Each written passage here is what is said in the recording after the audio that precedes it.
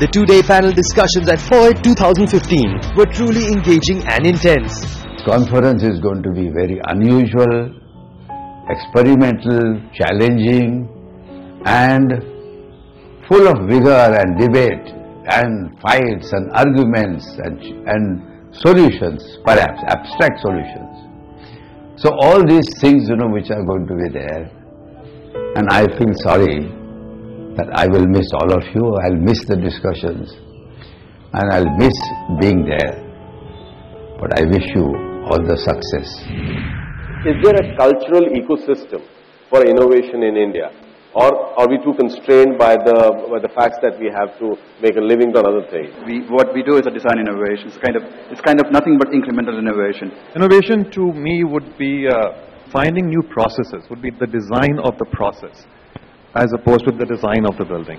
Innovation is a part, I think so, it's a first step for evolution.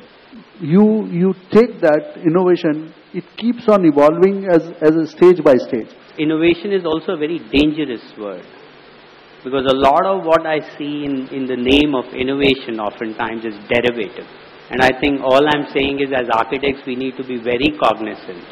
It can be a very subtle move and innovative. It doesn't have to be dramatic or a large gesture. Those big things happen with many external forces. And the incremental one needs to happen just like accounts in an office. I work with architects in the Western world, and they are far more conservative than we are.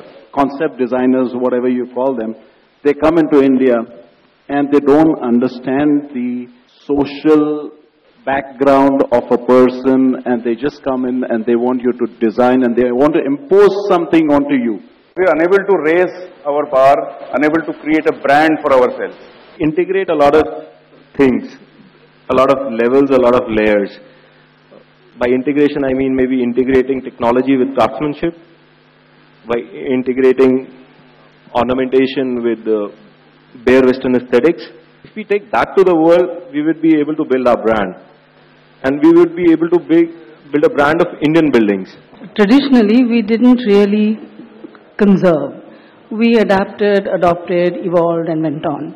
So conservation is a new foreign idea, at least in the larger Indian sense. We are concentrating more on large cities, mega cities, whereas 75% of our treasure, our heritage, lies in our tier 2 cities, tier 3 cities and villages and rural areas. If we are talking about streets, architecture, Havelis, irrespective of who lives in them, if they are of architectural importance, I think they have to be addressed. It's a really humongous task. How do you make our cities more livable? Sometimes easier on greenfield projects which you are starting afresh.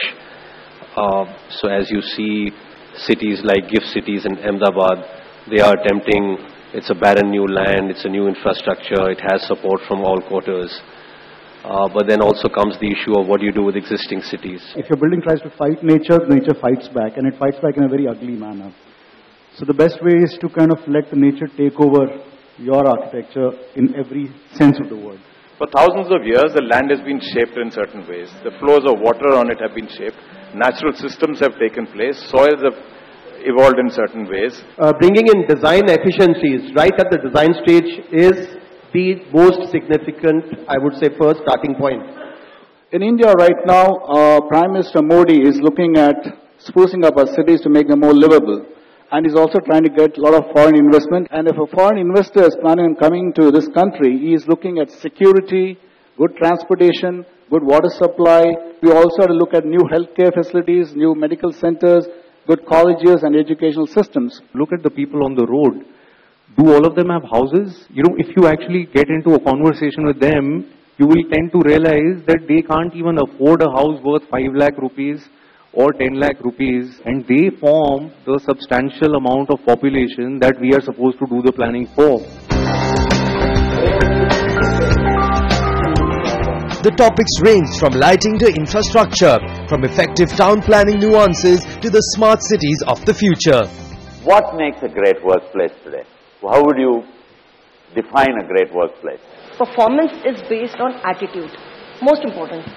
And attitude is based which I feel is based on ability, on passion, and on motivation. Apart from air conditioning and good ergonomic chairs and everything, lighting plays a very, very critical role when it comes to office lighting.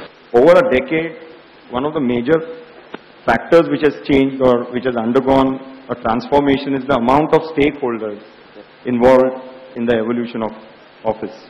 Actually, the problem with the office practice or being an office practitioner today is you need to wear a hat of a HR guy, ask questions that Naresh just asked.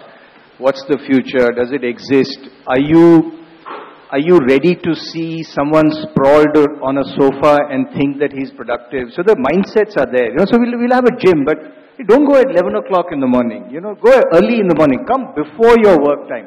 Come on. I mean, so, that's not going to change. If that doesn't change, this Googleization, these visuals out of magazines is really a waste of time. I realize when I travel abroad, when we talk about, say, cars, we think about Germany. When we say, when we say perfumes, we think about France. So I said, when we say art, actually people say India. So why not look at it and let me try and do something where we can really walk the talk and not be dependent upon the government policies and so on and so forth, and see what can be done about it. Indian art can be beautifully put, be it a corporate office, be it a hospital, be it a hotel, or even a boring place like a factory, and actually transform the place into something very beautiful. We did a house, which is like a second home right in the city, and it belongs to a developer. And he gave us the full freedom of doing whatever we felt like doing. That's where we actually can experiment and get art into the interior spaces. It's always my dream to be able to recognize architecture as a creative discipline. Fecha Kucha 2020 was a presentation style where artists and professionals from diverse backgrounds got a chance to share their views on innovation and how it affects human behavior, photography, modern art and even music. Bhola man jaane amar meri kahaniyan.